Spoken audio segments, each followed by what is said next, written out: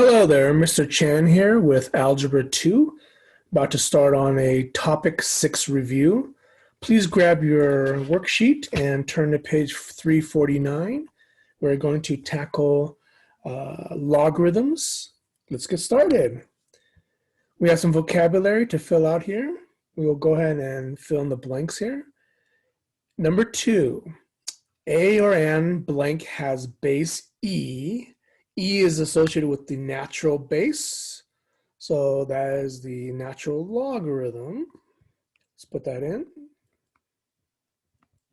Natural logarithm. Very nice. Let's zoom in a little bit more so it's easier to see.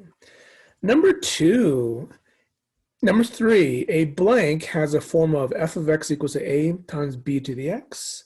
In this case, it's the exponential function. If you want to try these on your own, you can just pause or mute me while you try to put in the vocabulary yourself. Number 4, in an exponential function, when 0 is less than b is less than 1, b is a. Now, because b is between 0 and 1, it's definitely a decay factor. Your base is between 0 and 1. Great.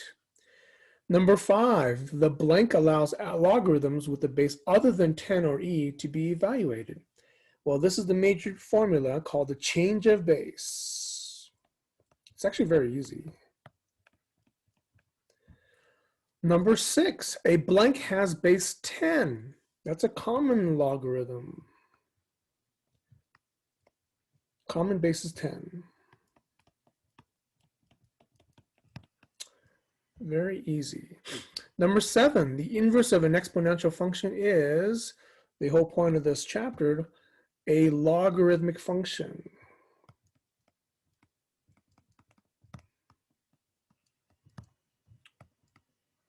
All right, some vocabulary to get us started here. Very good. Let's take a look over here. 6-1 is on the key features of exponential functions. Some vocabulary, some definition of an exponential function is a times b to the x, as you know from before. When your base is greater than 1, it's exponential growth, definitely.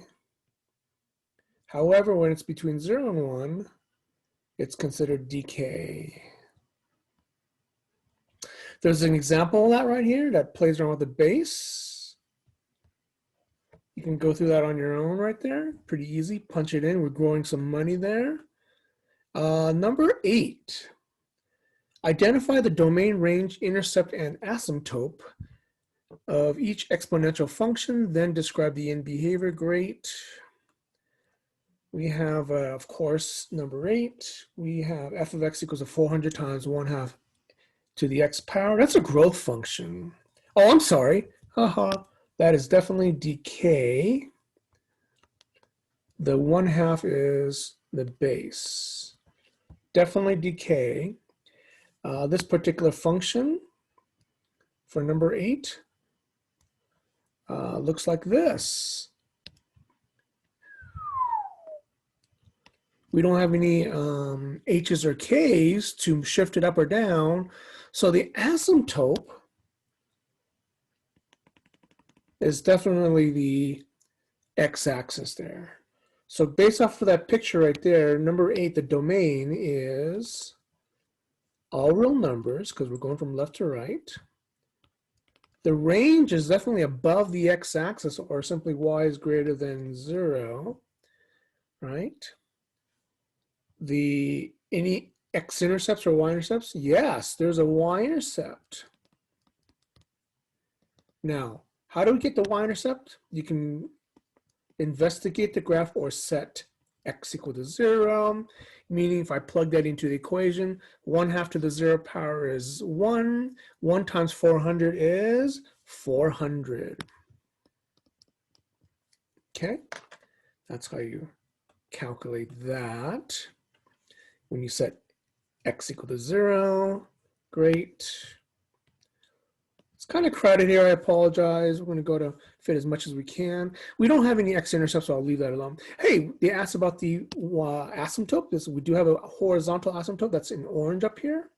That is y equals 0. Okay, great. And they also asked for the end behavior. End behavior is from the middle. As we're going to the left, it's going up. As we're going to the right, it's approaching that horizontal asymptote. So I'm going to go ahead and describe that right now. As the x value approaches left, the y value is approaching positive infinity. It's going up, up, up, up, up, way up here, right? Going to the right, as x goes to the right, y is approaching 0. I think that's all they want. Yeah, very good. That's number 8. Okay, great. I'll note that over here. Number 9's graph. Let's go and draw that right over here. Ooh, we have basic growth function. The b is 3, not like the last one, which was 1/2. I didn't note that. This is decay from number 8. Number 9 is definitely growth. Okay, we'll draw our generic growth function like this. We do have that horizontal asymptote. We don't have any h's or k's, so nothing shifted up, down, or left and right. And let's talk about the domain range. Let's do it. The domain is all real numbers, just like the last problem. Great. The range is just like the last problem. It's just above the x-axis. Nice. The y-intercept is when you set x equal to 0. And when you do that with this problem, 3 to the 0 is 1. 1 times 2 is 2. Very nice. Whoops. There it is. Crosses the y-axis right there at 2. Maybe I should label this other one at 400. Yeah, that's helpful right there. Good to see that. We also have the same horizontal asymptote for number 9. And that is y equals 0. End behavior is pretty much from the middle, of course. Looks like we're approaching 0, going to the left. And we're going to infinity, going to the right. Very good. So let's write that down. As x approaches left side, my y value approaches 0. As x goes to the right, my y value goes to infinity. Okay. Great. Number 10 is a word problem. Boo. Seth invests $1,400 at 1.8% annual interest for 6 years. Annual means one time, one calculation. As you know from the next section, we'll talk about multiple ways of calculating interest. That's called compound interest. This is a simple interest problem like we see on the left there as an example. So that problem is just like this right over here under Paul. We're going to go basically do the same thing, set that up. Here we go. Seth, let's write down our function. I'm going to go ahead and use their notation. That's no big deal for number 10.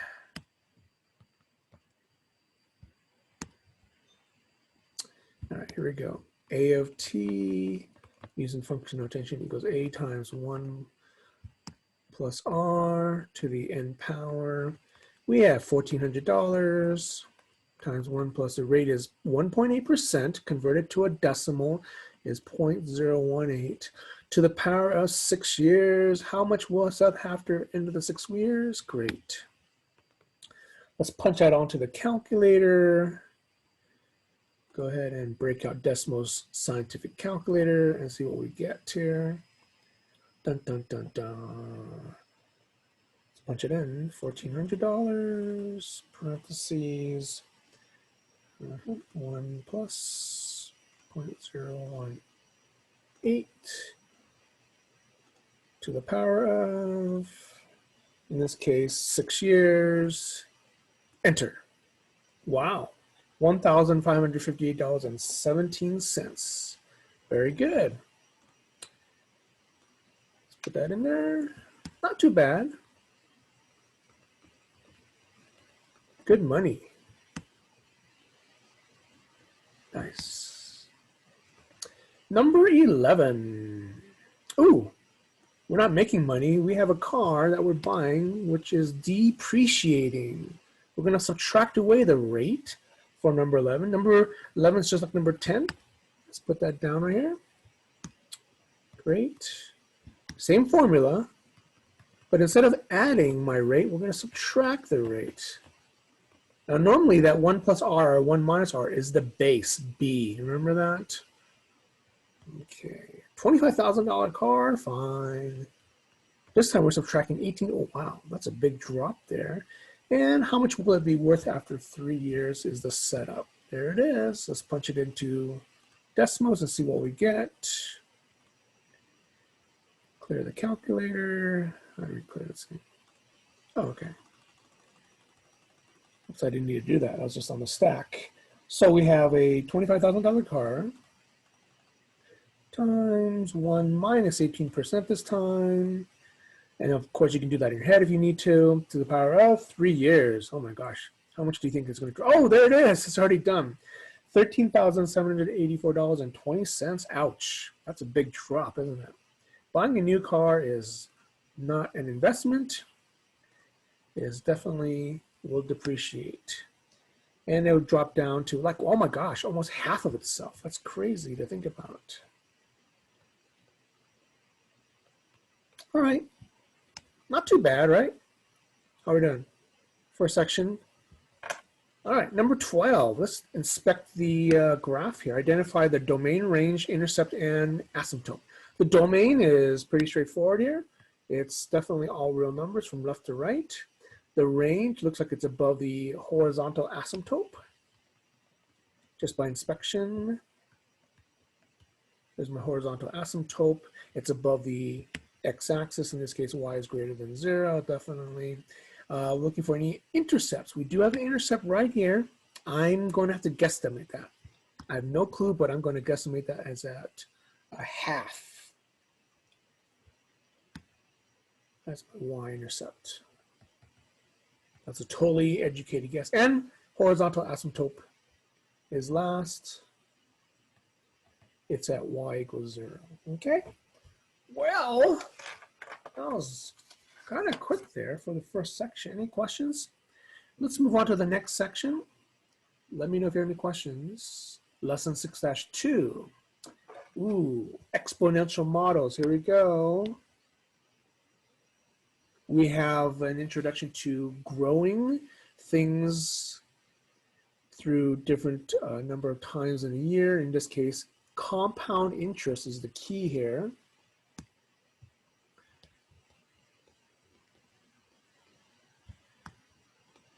And they are also saying that if you increase the number of times that interest is compounded per year to a big, big, big number, we get to something called compound interest continuously. Two formulas here. The first one is compounded interest, which is right here in the little quick review there. We have principal, interest rate, number of times interest is compounded per year, time. And the other one is when I showed you in class during the lecture, what happens if your base, the parentheses gets, the end value gets big, you produce this formula down here. I call that the PERT formula, where E is the natural base.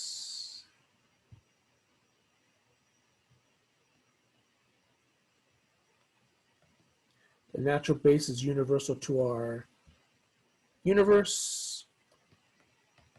The number is approximately 2.718, and it should be just as famous as pi. There's an example of that just below that involving Jenny. But we're going to go ahead and play around with some numbers over there to the right. Here we go. Number 13. Okay. Just a quick reminder, you may not see it on the screen here, it's off the screen. Formula is A equals P times 1 plus R over N to the NT power. P, of course, is principal. R, of course, is the rate. Don't forget that 1 means a 100%. N, of course, is the number of times interest is compounded per year. Now, we were talking about money so far, but if you start increasing the number of times, it starts to become something that grows naturally, like trees and plants and human beings or anything that's alive.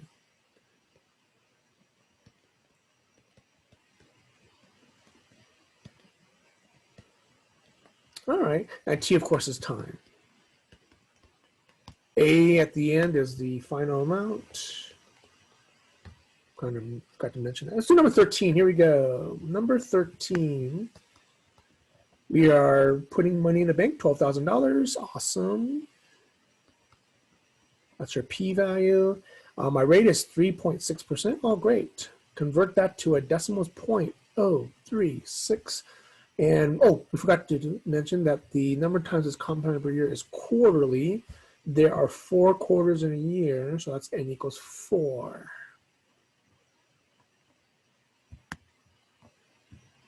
And the formula finishes off with to the power of 4 times, and the years is 4 years. So you gotta be careful here when you punch it into your calculator. I will invoke, of course, Desmos, and we'll see what we get here. When I punch that into the calculator, you should practice that on your own with a scientific calculator, of course. All right, let's punch that in, 12,000 bucks. Oops, that was kind of weird. Where's the cancel? Oh, clear all, there it is, I found it. Haha. Parentheses 1 plus 0.036 divided by 4. You're breaking this up. To the power of, in this case, 4 times 4. Well, I could have done 16, I guess. I'll do it officially. Enter! There it is!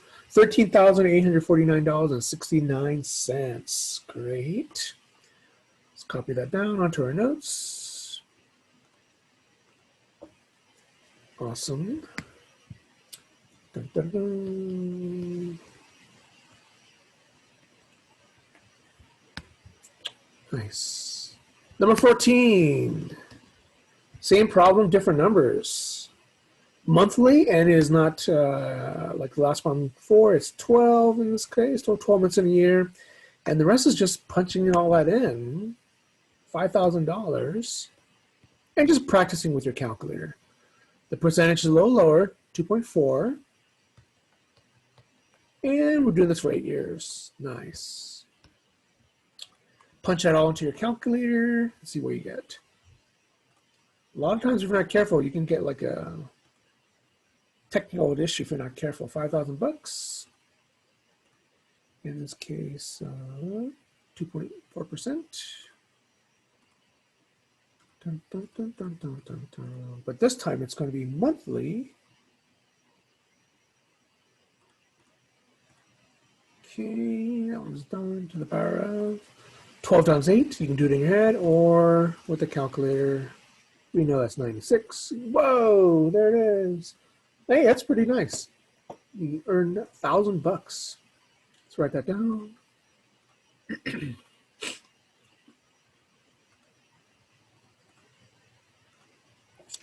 Whoops. I think I jumped back and forth a little bit too much here. Sorry about that. So this equals to $6,057.19. Nice. Let's keep going. Ooh, the word continuously throws a wrench in the whole business here. Continuously is the natural base E. So we have to use a different formula, ladies and gentlemen. We have to use PERT. Okay. B aware of where your E button is on your calculator. $7,500, E to the 0.016 times 10 years. So make sure you use parentheses for that power there when you punch that in. Let's grab our decimal scientific calculator. Let's do it. So here we're doing that $7,500 times, just in case. E is under function on my decimals, and there it is right there. Hey, it's already putting into the power position. Awesome. Go back to main. 0.016 times 10. Oh, no. Backspace here.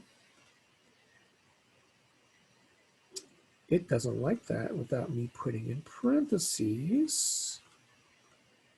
So you got to be careful. Technicality there. Almost made it multiplied the $7,500 by 10 instead. Enter. There it is. $8,801.33. That's correct. Let's jot that down. Here we go. So that alone, I've got parentheses. Could have screwed that up. All right. Not too bad.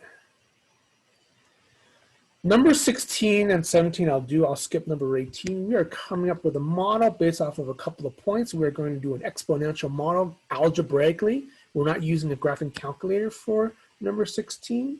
The process is pretty straightforward. I will remind you what that is. I'll write that up here.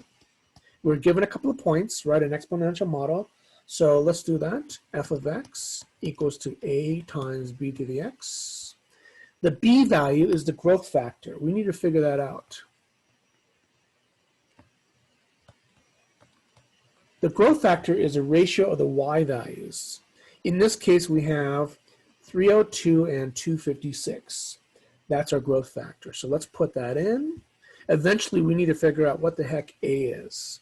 And by the way, if that f of x bothers you, just pretend that that's y, okay? All right, so far we have y equals a times the growth factor, in this case is 302 over 256. This is a ratio of the y values, okay, to the power of x. On top of that, ultimately we have to solve for what the a value is. We got to plug in an x value. The easiest one and the one that the book I suggest doing is the second point. So I'm going to put in that right there as my x and y value. Okay, so 302 goes in for y. Let's put that in. And my power is 13.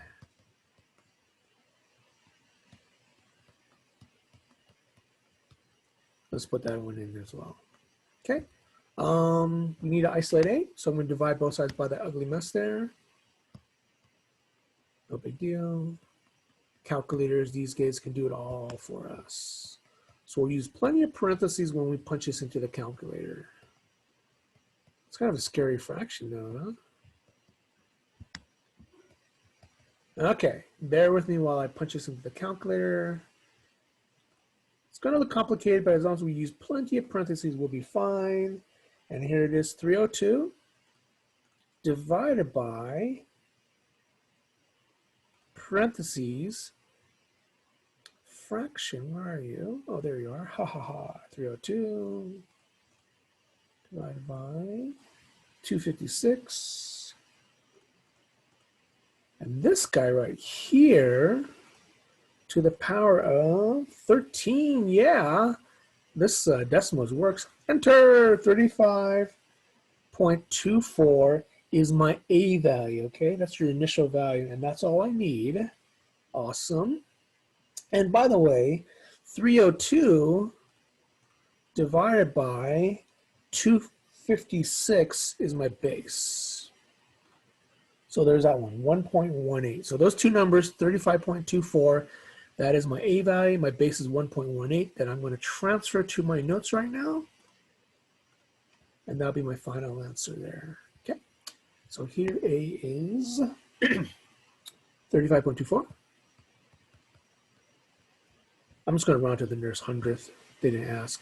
Therefore, my final answer is f of x equals to my initial value, 35 5.24 times that ratio I got a second ago from 302 divided by 256 to the 13th power.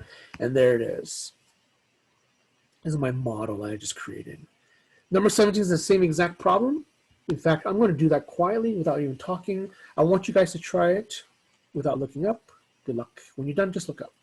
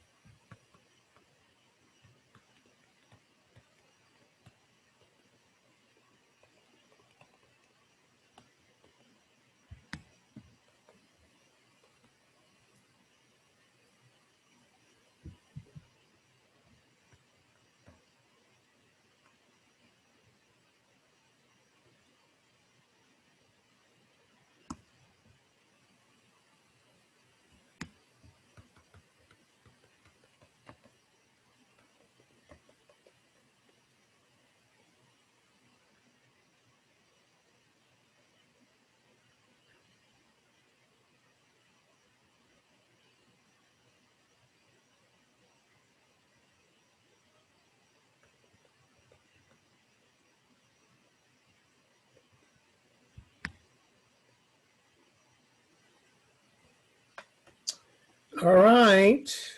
Check your answer. If you agree with me, we're going to move on. Yeah, all right. Let's get to the next section. 6-3. Here we go. Logarithms. Here we go. Quick overview on logarithms, 6-3. Common logs are base 10. Fine. Natural logs are base E, right? 2.718, blah, blah, blah. It's irrational. It goes on without pattern forever. And then when you convert from one form to the next, they use the example of 5 to the third equals 125. 5 is the base. Let me zoom in a little bit. Okay. 3, of course, is the power.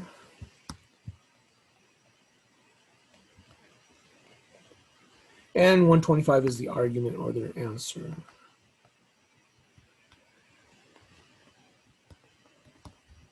And when you rewrite it with log equals, think of a boomerang that I've used as an analogy.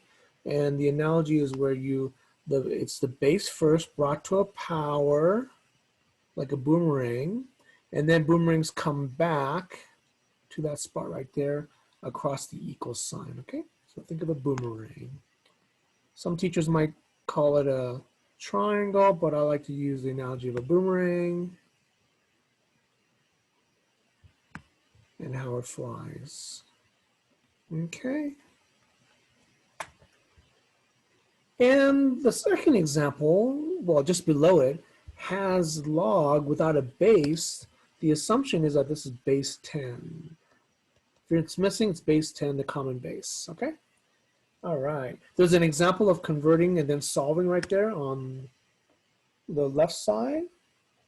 And let's go ahead and try some problems then, okay? Here we go. Number 19.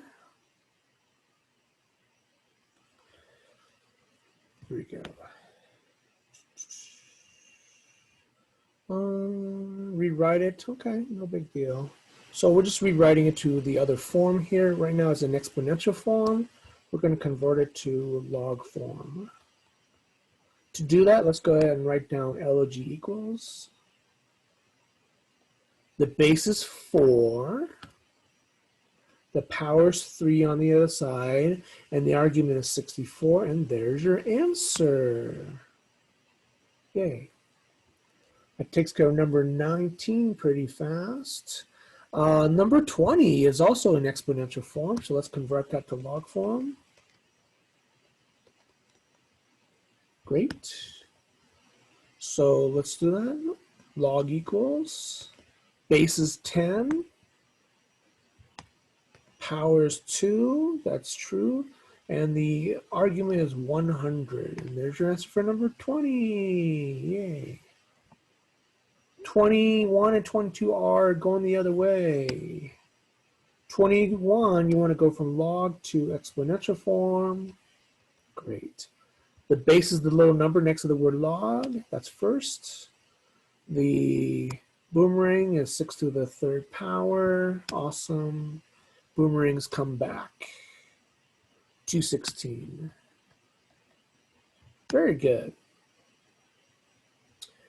Number 22 is a little less recognizable. We have ln, that's called the natural log. If you want to rewrite that problem, that's awesome, as log base e of 20 equals x. That makes the conversion a little easier. We are still going to continue and convert it from logarithmic form to exponential form. Awesome.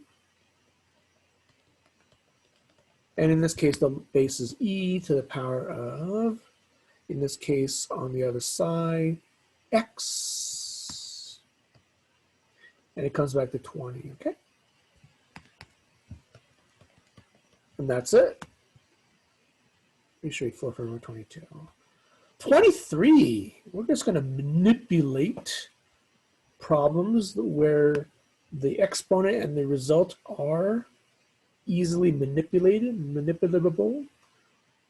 Let's try number 23 up here. Oh yeah, set those equal to the x, so it'll be a lot easier, right, to play around. Whoops. Okay. So I'm going to convert to exponential form first for both of these. And when I do that, it'll be much easier to manipulate. Base is 8 to the power of x equals to 64 for number 23. Number 24, might as well get that out of the way as well. 24 is 4 to the power of x equals 81. Dun, dun, dun. By the way, that's a typo I found out. So right away, if your note or printout doesn't have a 4 there, it probably says a 3. We've got to change that to a 3 right there. So I'm going to change that to a 3. Haha. Okay, so let's go back to 23. 8 to the x equals 64. The key to these problems that you've actually seen before in another chapter in the first semester is to get the same base. That's the goal. Same base. And right away, when you look at 8 and 64, they are related very, very easily. I can convert easily to base 8 for the 64. 64, as you know, is 8 times 8, or simply 8 squared. And there it is, ladies and gentlemen. If the bases are the same, then the powers are the same. X equals 2. Yay, that was easy. Number 24, same idea. Break down the 81. 81, of course, is 9 times 9, and that can be broken down further. 3, 3, 3, 3. See where this is heading. So this is 3 to the x equals 3 to the 4th power. The powers are equal. Therefore, you're done. X equals 4. You can see where they made a mistake. They're thinking like a student. The answer itself. Yay. Not too bad. 25 and 26 just requires a calculator. You just have to punch it in the calculator. And just be careful with it. That's all. I mean, that's it. I'm actually not even going to show you on the decimal. So you just type in log 628. That's it. And you'll get approximately 2.798. Check that. Make sure you're doing that right. And number 26, when you punch in the natural log of 0.55, you'll get negative 0.598. Okay? I'm not going to jump to decimals for that. You can check your answer right there. All right. Number 27 and number 20 are kind of interesting in that you're basically applying an operation and its inverse all together in one shot. Let me show you number 27. We didn't necessarily have a direct problem like that in our notes, but I just want to show you how quickly that these are related to each other and how they basically cancel each other out right away right there. The first one is log base 5 of 5 to the 9th. If I rewrote this in exponential form, it would be, in this case, let's do that, log to exponential. You'll see how quickly that those things right there, the base and the base, cancel each other out. And it's a quick way of seeing that they are just, can be just pretend they're not there, okay?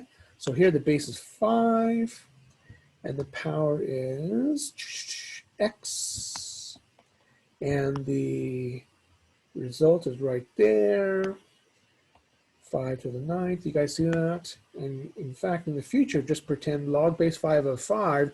When those are next to each other, they cancel each other out. X equals 9 right there. Great way to just memorize that. Same goes for number 28. Number 28, you're going from exponential. You may not see it, even though you see the word log, but you see a 7. All the stuff up here is the power. That's the power. Isn't that crazy? Okay, we're going from exponential to logarithmic. Let's do that. Write down log equals, the base is 7. The power is the whole thing over there, log base 7 of 49 equals to x. See that? This is the property of equality there, x equals 49. Yay. Not too bad. Any questions about the third section? Wow, we're doing great on time. This is a long chapter, but we're swimmingly going across pretty nicely. Section 6-4, logarithmic functions. Let me know if you have any questions. Quick little reminder, we are going to investigate graphing based off of exponential functions. That's how we approach it in this case. We're going to graph each function and identify the domain range, list any intercepts or asymptotes, describe the end behavior when that is done.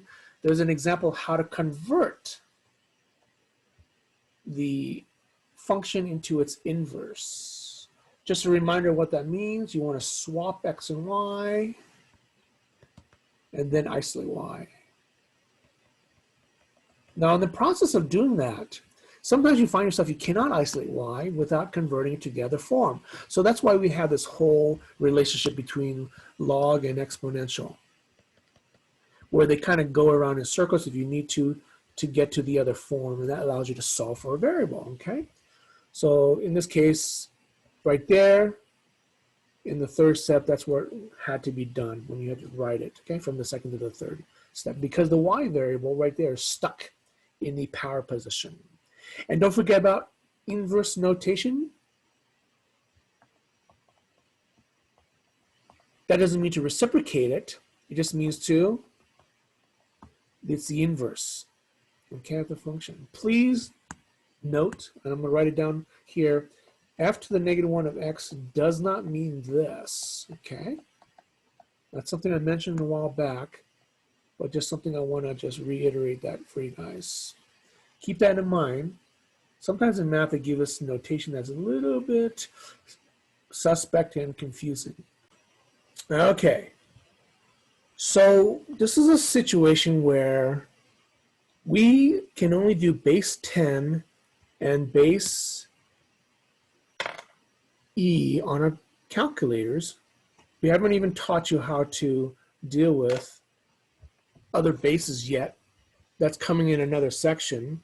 So in order to graph a function, a log function that's in a different base, we have to do the inverse of the graph, then mirror image it to get to the original problem in the first place. Kind of confusing, isn't it? So let's take a look at number 29. Right now, 29, we need to identify the inverse of that. I'm going to write y equals, I hope you don't mind. It's just easier for most students and easy for me. I'm going to swap x and y for number 29, because right now we're just going to go ahead and graph, because we're asked to graph each function. To do that, you have to find the inverse first, just like the example that we had a few seconds ago. We have to graph it, and then graph the inverse on top of that. The inverse of the inverse is the original function, which gives us the answer in the first place. It's kind of weird, right? So let's swap 29, x equals to log base 4 of y, and then solve for y. Y is buried in the log function, so let's convert to the exponential function. Let's do that. Base is 4, power's on the other side, boomerang, and boomerangs come back. And there it is. It's our basic exponential growth function right there. And let's do that graph right here. Do a quick t-chart, whatever, but you know your parent graph, of course, is your exponential growth function. Plug in 0, you get 1. Plug in 1, you get 4. So there's the... I'm graphing the inverse of the graph we want us to graph in the first place, okay? So wrap your head around that idea. This thing I'm plotting down right now is the 4 to the x function. Okay, they don't want this one, but this is a mirror image of log base 4 of x. Log base 4 of x is a mirror image of the diagonal y equals x. Well, that makes sense. Didn't we swap x and y to find the inverse? We literally are swapping x, y equals x here. So those points right there, the inverse is literally swapping the domain and range. So instead of 0, 1, I'm going to plot now 1, 0. Instead of 1, 4, I'm going to graph 4, 1. What I'm doing is going back to my log function and graphing that. Boom. There it is, ladies and gentlemen.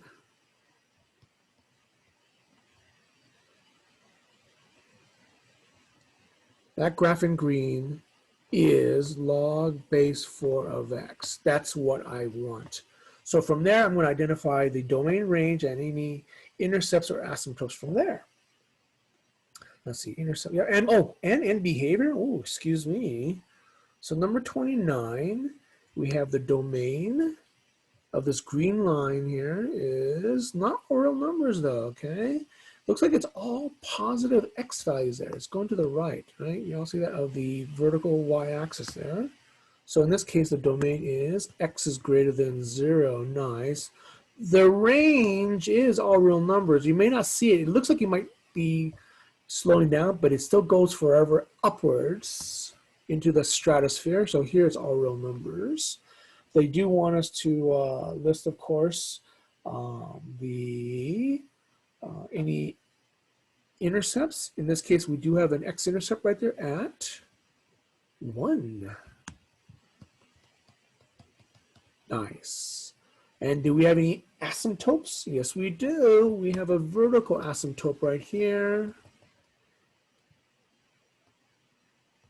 That vertical asymptote is x equals 0. And finally, they want us to talk about the end behavior. So from the middle-ish, if I'm going left, I'm going downwards. If I'm going right from the middle-ish, I'm going forever infinity. So I need to describe that end behavior right here. As x goes left, my y value goes down. As x goes to the right, my y value goes infinity. And there it is, ladies and gentlemen. Yay, 29. 30 is the same process. Let's go ahead and graph that one. We'll eventually teach you how to do this without graphing the inverse and then the mirror image of the inverse itself after we learn the other formula. Number 30, swap x and y. Ooh, I'm going to go ahead and move the 2 over to the other side before I convert to exponential form. And do you guys mind if I replace ln with loge? Just seems a little easier for some kids and myself. Let's convert to exponential form. And we'll have e to the, the whole thing, x plus 2 equals, in this case, y. Oh, wait a second. Dun, dun, dun, dun. Yeah, that looks right.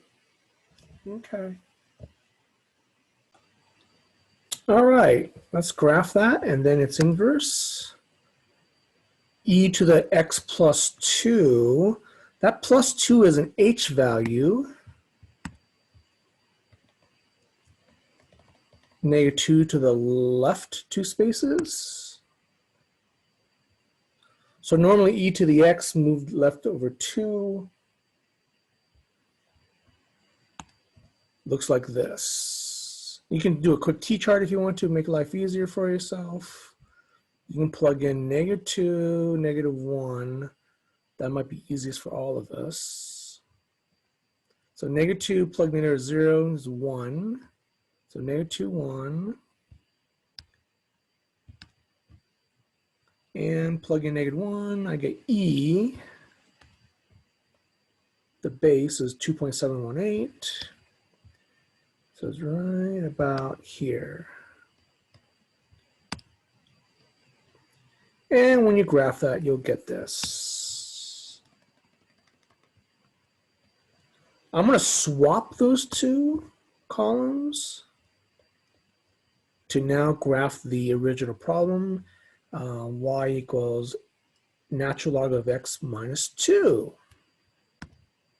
So 1, negative 2 is right here.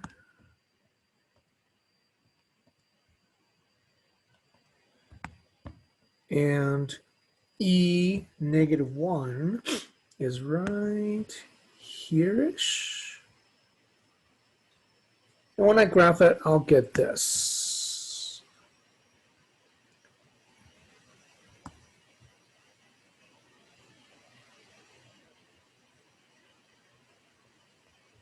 Graph. Vertical asymptote is still there. It hasn't moved left or right.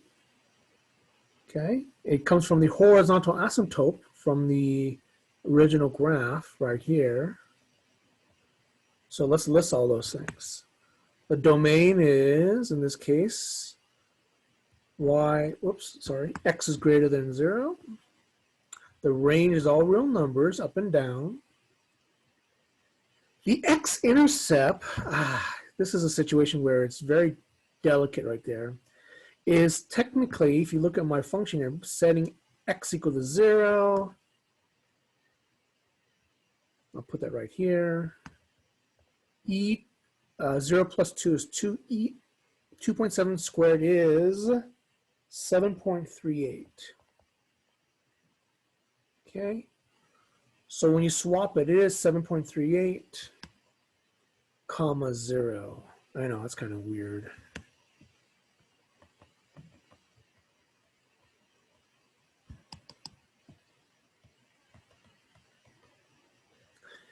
My vertical asymptote is x equals 0. And my end behavior is just like number 29, virtually the same. I'm going to write that down. Right? Same, doing the same dive there, and then forever upward over here. Pretty much the same as the last problem. So I'm just going to jot that down for you guys.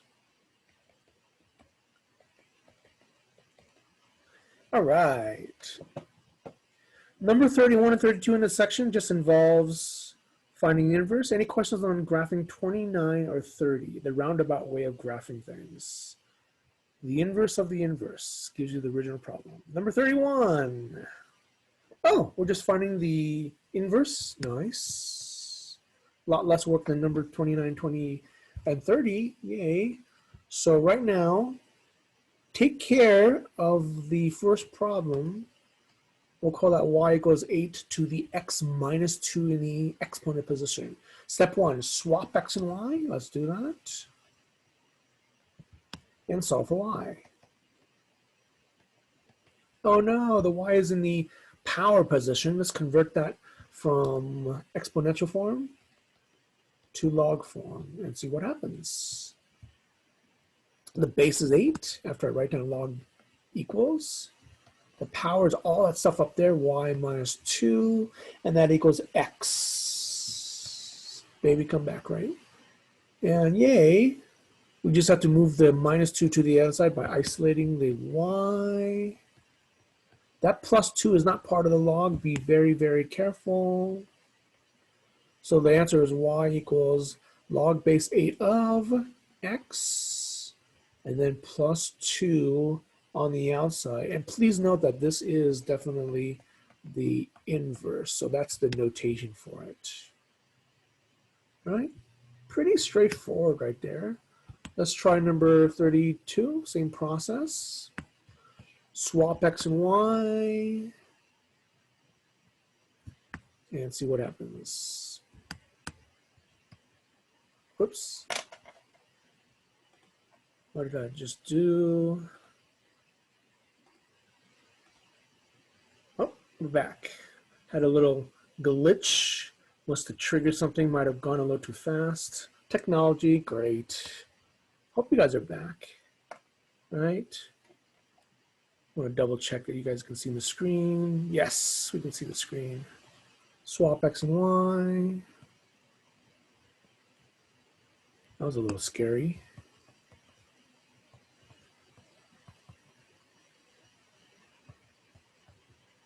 The rest is just algebra. Let's move the 8 to the other side. Let's multiply both sides by 8.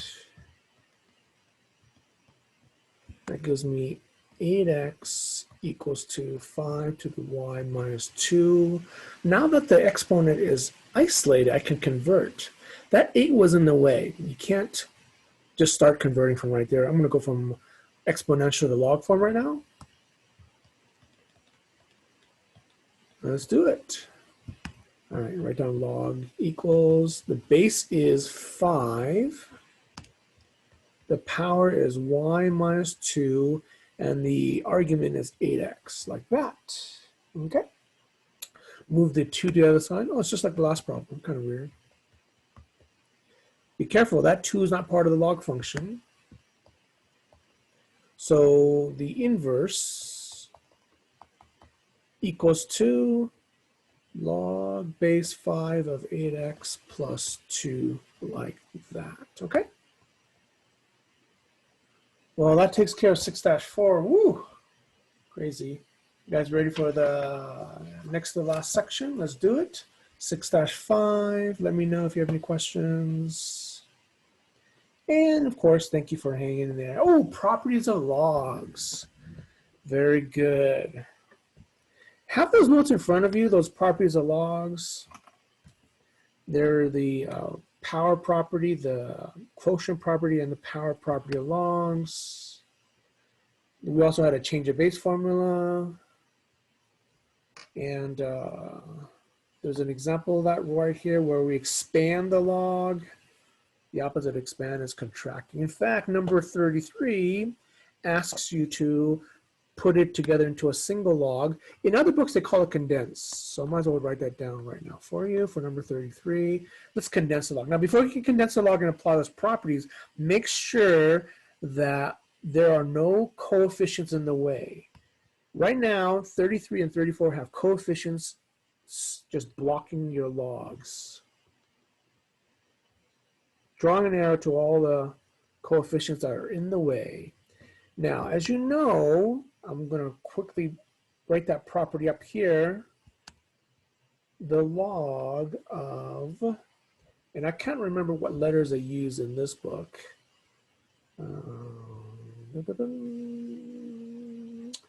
M to the R power equals to R log M. I don't remember if they use R's or not. It might be a P. I can't remember. So that r is in the way. You see that? That's what I pointed to in number 33 and 34. I need to like unapply the power property of logs and put it back into this spot right there, okay? So I'm going to do that with number 33 right now.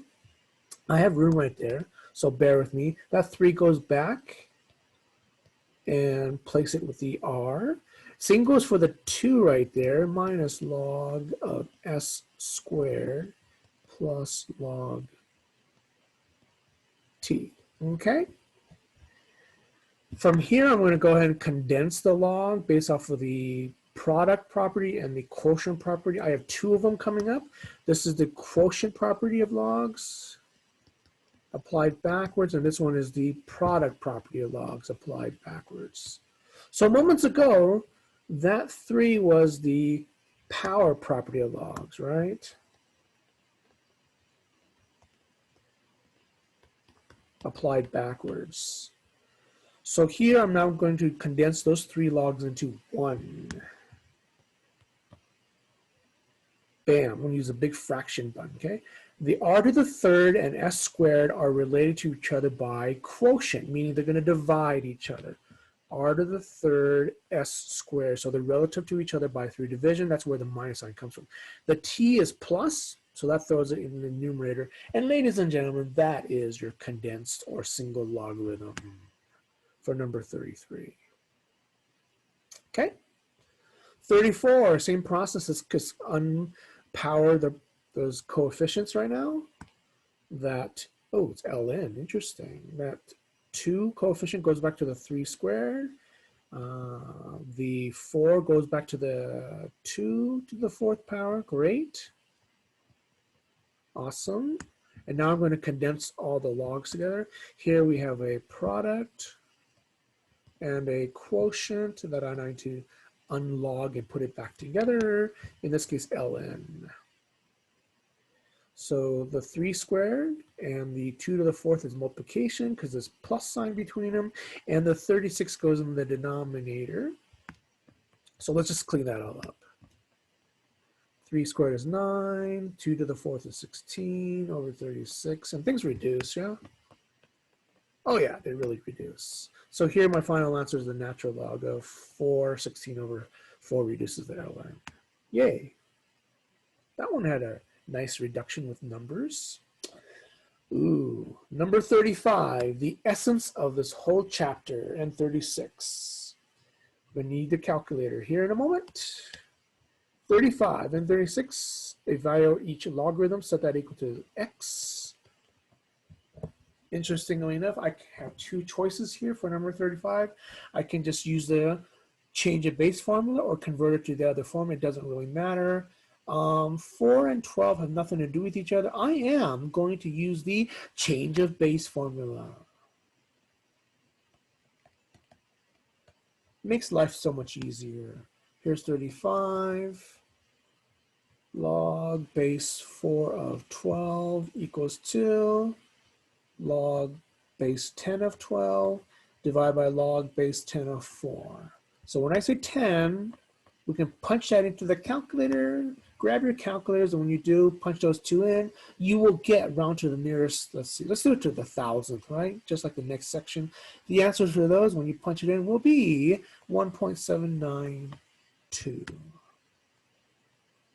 Same goes for number 36. I'm using all kinds of number colors here. Log base 7 of 70. Yay, change the base form. Don't you love it? Log big number divided by log little number. You can technically use ln if you want to. You can do this if you want to. You'll get the same ratio. Isn't that interesting? Just to put that out there. And that ratio is 2.183. Yay. Woo. Speaking of change of base, they're telling us to use the change of base, and I did do it for 35, 36. I didn't even bother converting it to exponentials. Who cares, right? I could have done that. I mean, 4 to the x equals 12. Who wants to play with that? That's just way too much work. Same thing here. You can't manipulate the bases. There's no connection between 4 and 12. There's no connection between 7 and 10, so 70. So I don't understand why we could just use change of base. Number 37, they are in log form. I'm sorry, exponential form. When we convert to log form, we will notice that we need to use a change of base formula. So number 37 and 38, when converted to log, look like this. Log base 5 of 200 equals x. Same goes over here. Log base 7 of 486 equals x. Change of base formula. Awesome.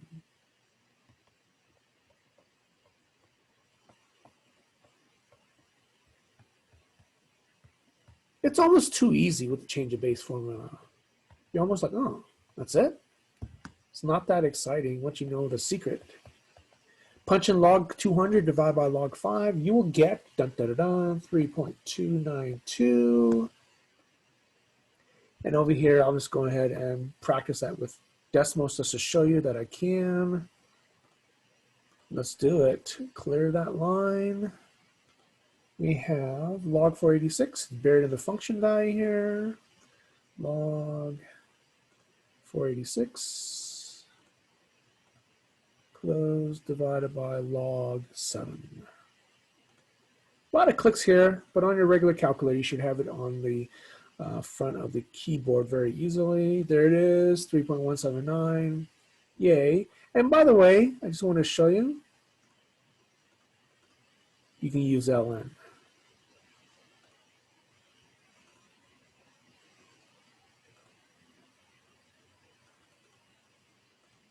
And you'll get the same answer there. You all see that 3.179? Okay, very nice. You guys ready for the last section? Let's do it. So overall, logarithms is just about solving variables. We're just using it as a function as part of our order of operations and undoing order of operations. The last section is just solving them using our properties, using conversions, and the, what is it called? The one-to-one property of logs or exponents. They call it the equality. And yeah, they just have an example of that, 6-6, right there. Looks like a lot of work, but it's basically algebra. Just basically a bunch of algebra. So wish me luck. I'm gonna find some space for 39, 40, 41, 42, and so on and so forth. Here we go. All right, I'm gonna fit some room, some up here, okay? Let's just do it up here. 39, I'm gonna write a little smaller than normal. Please forgive me. The original problem is 2 to the 5x plus 1 equals to 8 to the x minus 1. Now, interestingly enough, number 39, I'm looking at the bases here, and they are 2 and 8. Those can be manipulated to each other. Number 40 is the same way. 9 and 27 can be manipulated to base 3. So that's what I'm thinking. I don't need logarithms here, right? So I'm going to do 39 and 40 up here, just manipulating the bases. So if you'll forgive me, I'm going to do that up here. For the rest of this review, it's basically a bunch of algebra. Sit back and just watch me while I just manipulate the algebra here. All right, let's change the base for number 39. I'm going to call that, we know that's 2 times 2 times 2 for number 39. So this problem becomes 2 to the 5x plus 1 equals to 2 to the 3rd power to the x minus 1, right? Power for the right-hand side, multiply those. So that gives me 2 to the 5x plus 1 equals 2 to the 3x minus 3. The bases are the same, very nice. Which means I can just focus on the powers and just solve them like regular algebra. Very nice. Going to go ahead and move all the x's to one side and the non-x's to the other side to save some time and room. Oh, so easy, right? And you always want to check your answer, right? X equals -2. Yeah, it works. Yay. 40, I'm going to break down the 9 and the 27 into base 3. Good thing we've done this before in another chapter where we didn't start out with logarithms. Very good. Power, multiply here and multiply there as well. This gives me 3 to the 4x plus 6 on one side and 3 to the 3x plus 6 on the other side. Very nice. Just focus on the powers now because the bases are the same. Again, this is a lot of algebra at this point. Not too exciting. Oh well. Whoops. Yeah, that works.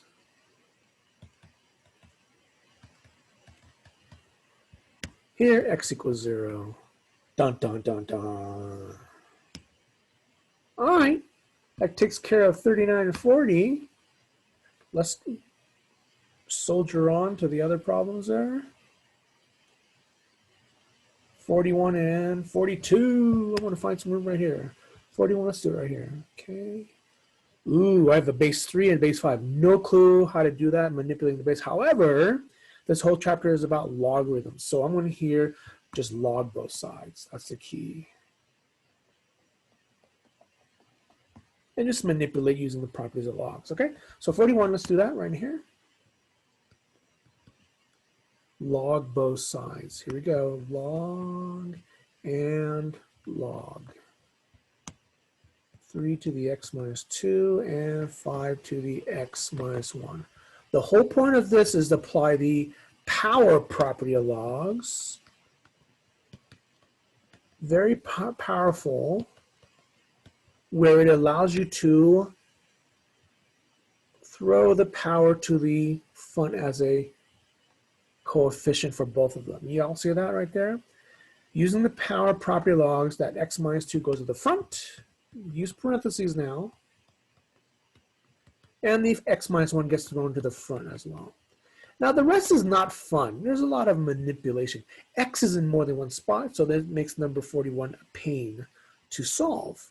I do have to distribute the log 3 to that binomial, and I have to distribute the log 5 to that binomial over there. It's a lot of work.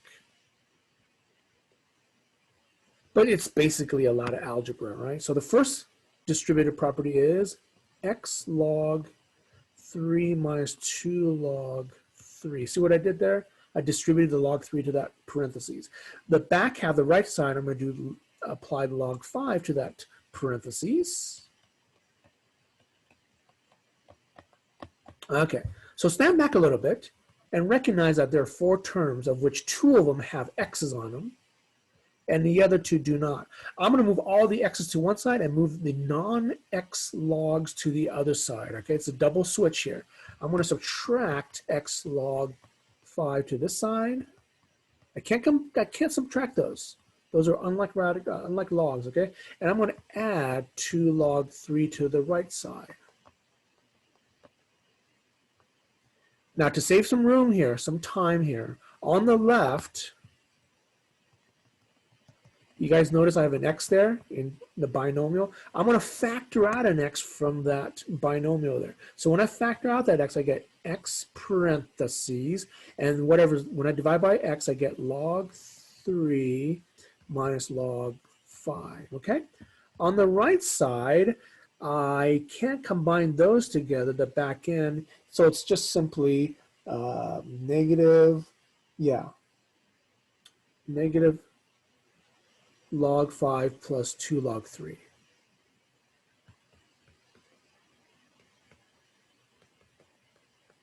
We're going to eventually just punch this all into the calculator, okay?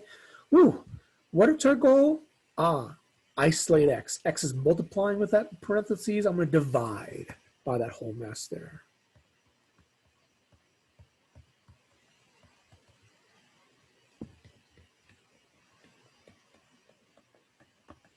Make sure you use parentheses when you punch that all in. Those go away. Okay. So when you punch that onto the calculator, please be careful. Here we go, decimals. Here we go. Wish us luck. Parentheses. Oh, let's do a fraction here. Parentheses 2 log 3 A lot of clicking here, especially going between stuff. Whoops. Minus log 5.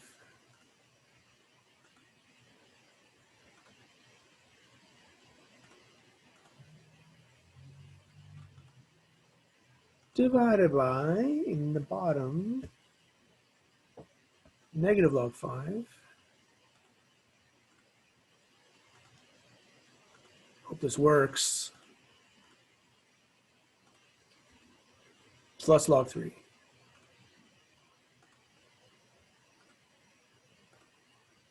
Whew. And there it is, ladies and gentlemen, round to the nearest hundredth. We've got dun, dun, dun, dun, negative 1.15. Oh, actually, I'm reading the directions right now. It says nearest 10,000th. Oh my gosh. Oh, negative 1.1507, I believe. Yeah. 07. 10, 100,000, 10,000. Okay. So I got to be careful there. Didn't read the directions properly, did I? No, no, no. So let's go ahead and convert, put that back. Let's see, 10, 100,000, 10,000. Yeah, 07. Okay.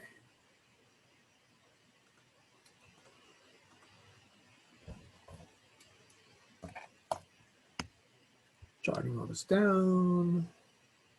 Negative 10,000, right? Yeah. 507. Dun, dun, dun, dun. Woo, that was 41. 42. Same process. Let's get the math there, huh? 42.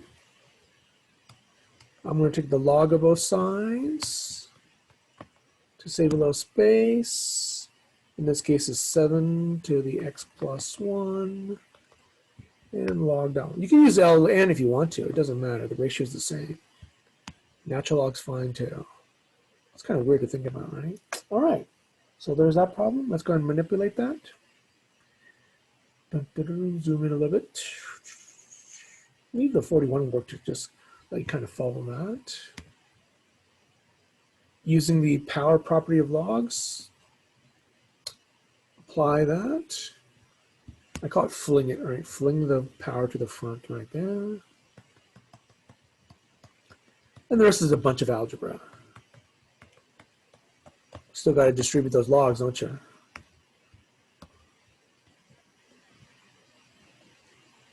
It's basically the same problem, different answer. Do a few of these, it's not a big deal. Kind of get used to it.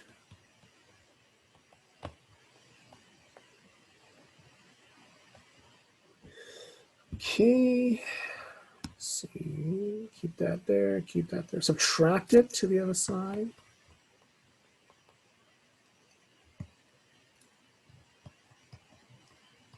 And subtract the log 7 to the other side.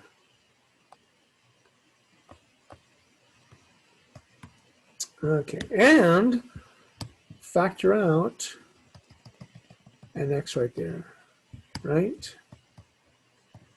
Log 7 minus log 12. Goes to that ugly mess right there.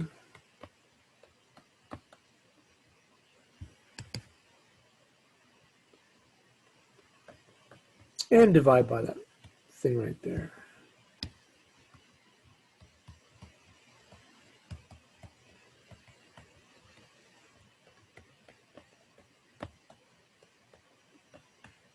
Okay. In the interest of time, I'm going to go ahead and, through the magic of television, just give you the answer for that last problem there. 8.220. Good enough. Woo! Okay, those are the ones that took a lot of time. We have 3 more problems to do. They go kind of fast, to be honest with you. These ones have like a single log and just random things everywhere. So here's 43. Let's try number 43. Here we go. Ooh, it's in log form. Hey, let's convert it to exponential form. Base is 5. Let's see what happens when we convert from log to exponential, right? And see what we can do with that. 5 to the power of 8 on the other side of the equation equals 2. Oh my gosh. 3x minus 2 to the 4th power. That looks kind of weird. Wow, this is like stuff we might do in Algebra 1. The x is buried inside the parentheses. I can't do anything with the 3 or the 2. However, this 4th power, I'm going to do the opposite of 4th. I'm going to 4th root both sides. That's kind of weird, huh? Let's do that. 4th root this side and 4th root this side. I know, this is like basic math here. 4th root and 4th go away. And then we have 3x minus 2 on the right side. We have this weird thing on this side. Ooh, looks like I need to add 2 to both sides next, because we're trying to solve for x now. Okay, running out of room here. So that gives me 4th root of 5 to the 8. It's kind of funny looking. Plus 2 equals 3x. Divide by 3 last. And that's all I have to do. Just punch that into the calculator. And this might be a good time to show you that I can do that on the decimals. Let's do it. So we have this funny number. The 4th root, oh, there it is. See it right there? The thing is the 4th root of 5 to the power of 8. Oh, that worked. Yay. Then right here is what? Plus 2. I wonder if I can highlight all that and divide by. Oh, crap. Didn't work. I can do this. Use parentheses. Oh, that worked. Yay. Great. And divide by 3. I was worried about that. Enter. Oh, 9. Yay. That is the answer. Sweet. Dun, dun, dun. That is the answer. X equals 9. Yay. Any questions about 43? 44.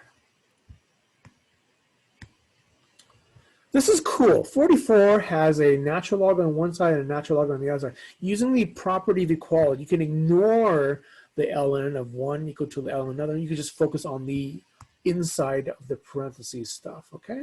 So number 44, x squared minus 32 equals 4x. Now remember, we're dealing with logs. We have to worry about any extraneous solutions that might happen. This is a quadratic. Let's shove the 4x to the left. And it looks like we have a quadratic to factor. Dun, dun, dun, dun. In fact, we do. That's definitely factorable. There's only one way to get x squared. There's a few ways to get negative 32. What times what equals negative 32? When added together will give me negative 4. I can think of 8 and 4. Yay. One of them is negative, one of them is positive. Split them up and solve. Using the zero product property. X minus 8 equals 0. X plus 4 equals 0. X equals 8 on one side. X equals negative 4 on the other side. Are they both correct? We're going to do a quick mental check here from the original problem. Let's check 8 really quick. 8 squared is 64, minus 32 is 32. 4 times 8 is 32, so yeah, 8 works, nice. Negative 4 squared is 16 minus, oh, we have a problem, kids. You cannot take the natural log of a negative 16, that's extraneous. So only answer for number 44 is 8. Last one, number 45. Last problem of the day. Woohoo! Do I have room? Oh, I barely have room. I'm going to fit it right here, 45. Whoa, we have logs all over the place here. I'm going to go ahead and move this log to the left there by adding it, okay? So when I do that, I'll get log base 6 of 2x minus 1 plus log base 6 of x equaling to 2, okay? Now, I'm going to condense those logs together because of the plus sign. I don't have any coefficients to worry about. I'm going to compress them together using my product property backwards of logs. So that I now get log base 6 of the two things multiplying together. Make sense? And on top of that, after I distribute, I'm going to convert from log to exponential form. That's my goal. Base is 6. Powers on the other side equal to that distributed property, 2x squared minus x. 6 squared is 36. Let's subtract 36 to the other side. Yeah? All right. 0 equals to 2x squared minus x minus 36. There's only one way to get 2x squared, 2x times x, and ooh, this one's a little tougher. What times what equals 36 when added together will give me, oh, I'm sorry, AC is negative 72, isn't it? Ugh. Some of you might want to box this. It's been a while. I just taught this to Algebra 1 kids. So the process of using the hybrid AC box is multiply those two guys together. Okay, what times what equals negative 72 when added together will give negative 1. That definitely is 9 or 8, some kind of a combination of that. Negative 9, positive 8, yeah, that works right there. Doesn't matter where you put the negative 9. The last step when it comes to the hybrid box method is the GCF each row and column. First row is x, second row is 2, 4, 4. First column, 2x, last column, negative 3, oh, negative 9, my bad. And is that going to work? 2x minus 9 and x plus 4. Does it work? Does it work? Does it work? Yes, it does. Yay. Split them up and solve.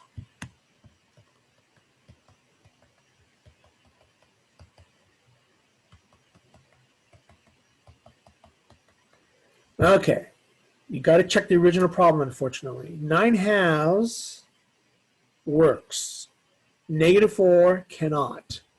If you try to plug in negative 4 right there, you can't take the log of a negative number. So the only answer is 9/2. Negative 4 is extraneous. Holy cow. We survived. Well, thank you very much. If you have any questions, let me know. This was a lot of information, but we are done with topic 6. Thank you very much. Have a good day. Bye-bye.